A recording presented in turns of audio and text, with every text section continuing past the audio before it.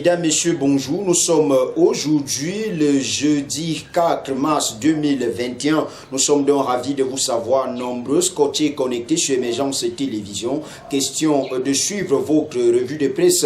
En passant, on présente déjà nos excuses à vous qui nous suivez au quotidien. Pourquoi? Parce que hier, vous n'avez pas pu avoir la température qui régnait dans les kiosques pour ce qui était donc de la journée de mercredi. C'est parce que on était d'un autre côté, on a effectué un déplacement et ça nous a empêché de mieux vous servir. On vous présente nos sincères excuses pour ce qui est donc de la production d'hier qui n'a pas eu lieu.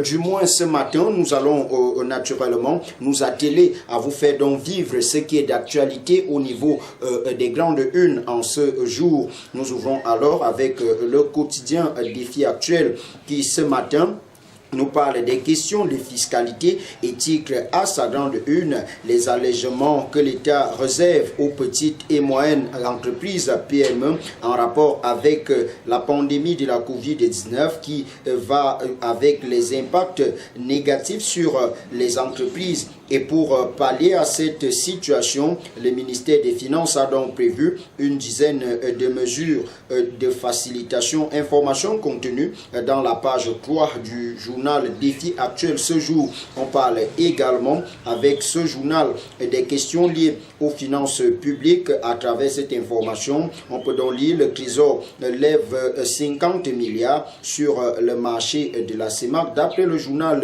ce matin, on peut comprendre que le gouvernement a obtenu jusqu'à 72 milliards au cours de sa première émission des obligations du Trésor assimilables, soit 144% de l'objectif souhaité. Toujours avec le journal Défi Actuel ce matin, on parle des questions liées à la politique, notamment avec le Social Democratic Front, le SDF, qui est donc aujourd'hui en ordre pour la lutte à la succession après l'annonce du leader de ce parti politique, lui qui annonçait il y a de cela quelques semaines aujourd'hui, Nidjon Fundi, qu'il ne sera plus candidat à aucune élection pour ce qui est de la République du Cameroun. Et aujourd'hui, les leaders de ce parti sont donc en train de se bousculer. Question d'avoir le siège de la succession pour ce qui est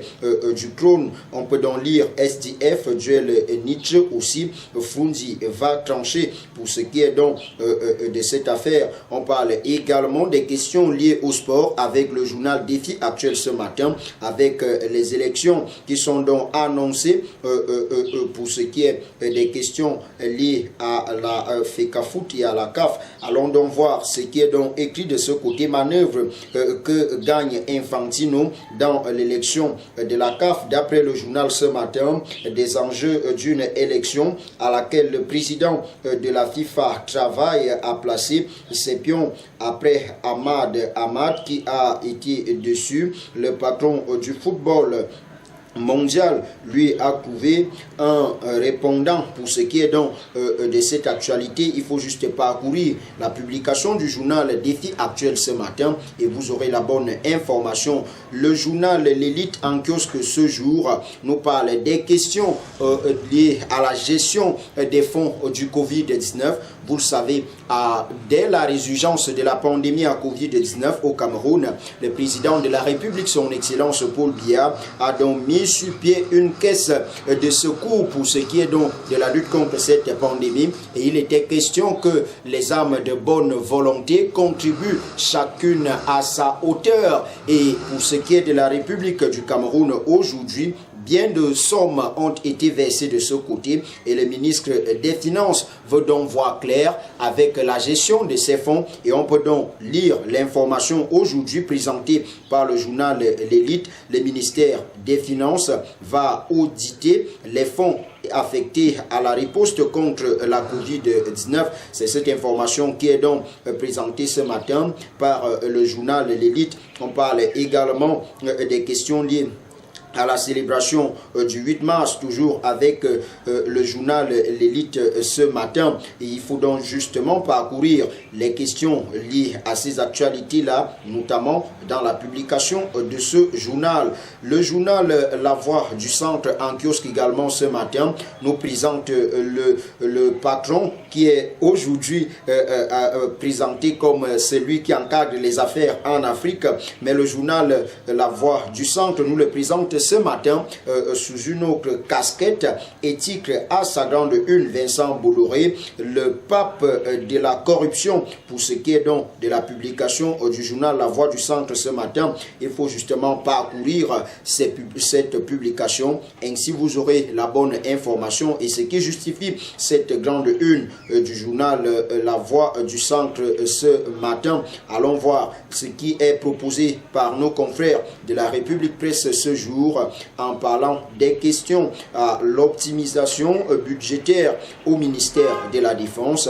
On peut donc lire que le séminaire de la performance vient donc d'être bouclé avec le journal ce matin.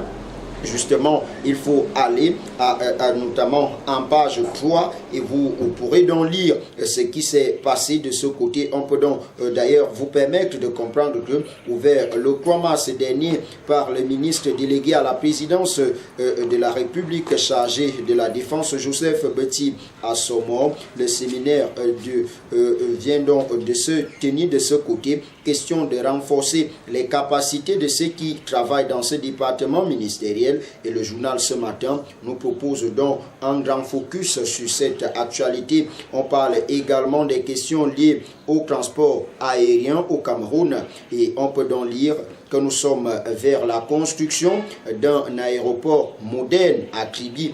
Information contenue toujours dans la publication du journal La République Presse ce matin. Eco-News, justement, en kiosque également ce jour, nous parle des questions liées à l'affaire Lebou et si, et titre à sa grande une, l'État récupère plus de 6 millions de francs CFA. Le journal fait comprendre ce matin que le ministre de la Justice autorise donc l'arrêt des poursuites contre l'une des co-accusées à Siatou au Boulou Bouba.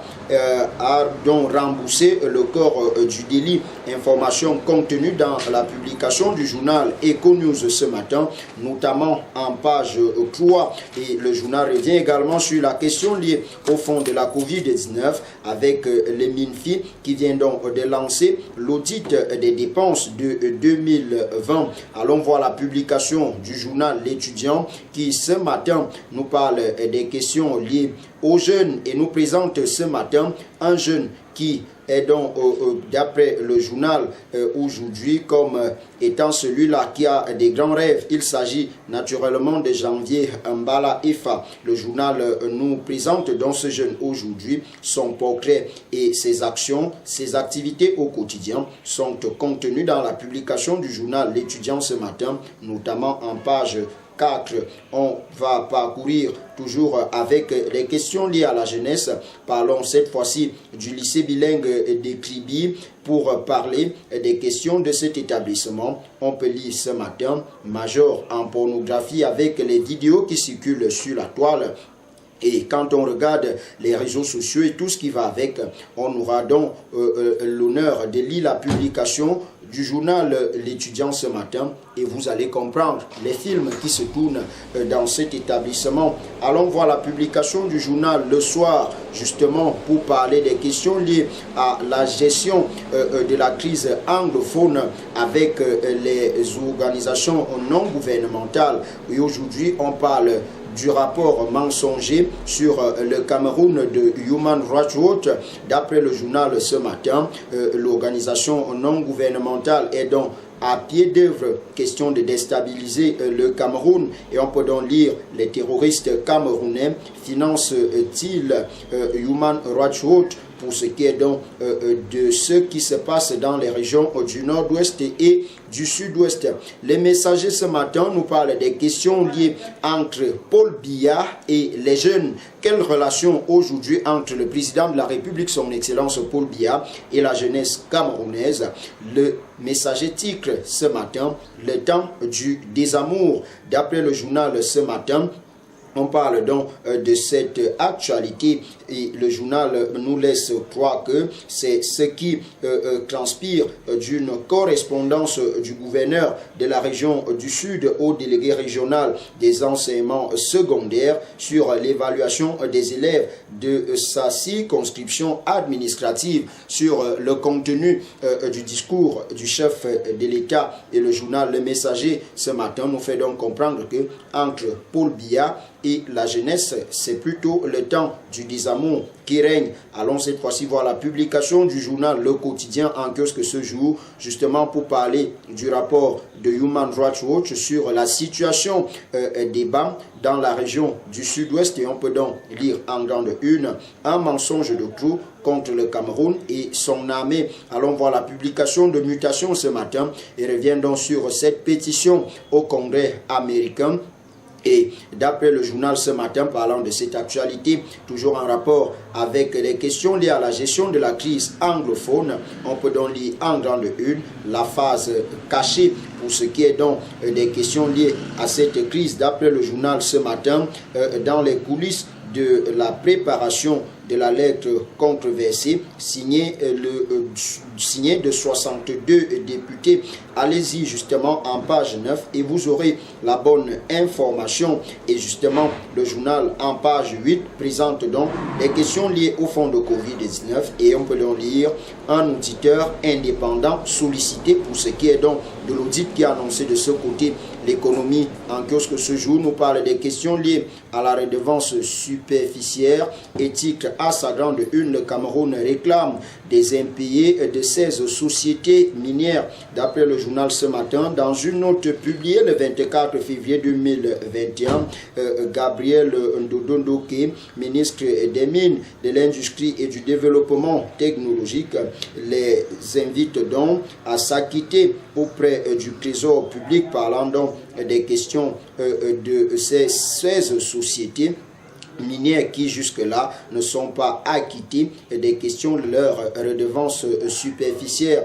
Allons voir la publication du journal Émergence qui aujourd'hui nous parle des questions liées à la politique et fait un focus sur le Rassemblement démocratique du peuple camerounais RDPC. Et on peut donc comprendre que dans ce parti, qu'est-ce qui est annoncé? On parle ce matin des questions liées au renouvellement des organes de base. On parle également des questions liées aux accusations de viol contre l'armée. Et on peut lire, le MINDEF sort donc de sa réserve pour ce qui est de cette actualité. Le journal L'Indépendant également ce matin fait un focus sur cette actualité en rapport avec les rapports de Human Rights Watch en ce qui concerne la gestion de la crise anglophone au Cameroun.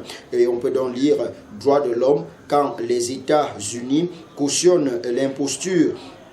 Le journal Réalité Plus en kiosque ce matin également parle de cette actualité éthique à sa grande une. Human Rights Watch, tu n'as pas honte de mentir tous les jours contre le Cameroun comme ça? C'est une question qui encadre donc la publication du journal Réalité Plus ce matin. Et on peut donc comprendre que l'organisation non gouvernementale interdit d'activité au Cameroun depuis des années ventile donc des fausses nouvelles contre le Cameroun sur des meurtres imaginaires perpétués par l'armée le 1er mars à Ebam au sud-ouest. Faux, encore faux. Il s'agit donc ici d'un bouclage de l'armée qui a permis de neutraliser un terroriste qui a donc permis de neutraliser un terroriste et d'interpeller 35 suspects pour ce qui est donc de cette actualité. On parle également des questions liées au ministère des Finances. On lit donc le préfet Koulbout Aman David visite donc le service public. C'est plutôt le département de la MIFI du côté de la région de l'Ouest. Le préfet David Koulbout Aman récemment en service dans le département de Djailobo est donc désormais appelé à servir du côté de la MIFI. Et on peut comprendre qu'il est sur le terrain et visite les services publics de ce côté Allons voir la publication du journal Info Matin et c'est par là que nous allons nous séparer. Info Matin ce jour nous parle des questions liées à la crise anglophone, le nord-ouest et le sud-ouest, et titre à sa grande une le rapport de la honte de Human Rights Watch. Cette ONG spécialiste des coups tordus aurait reçu de ses financements amazoniens basés aux États-Unis 2 millions de dollars, soit plus d'1 milliard de francs CFA pour ternir une fois de plus l'image de l'armée camerounaise. Mesdames, Messieurs, un privilège pour nous de vous savoir toujours à l'écoute et suivre au quotidien les programmes d'Émergence Télévision. Excellente journée à vous. À demain s'il plaît à Dieu. Bye bye.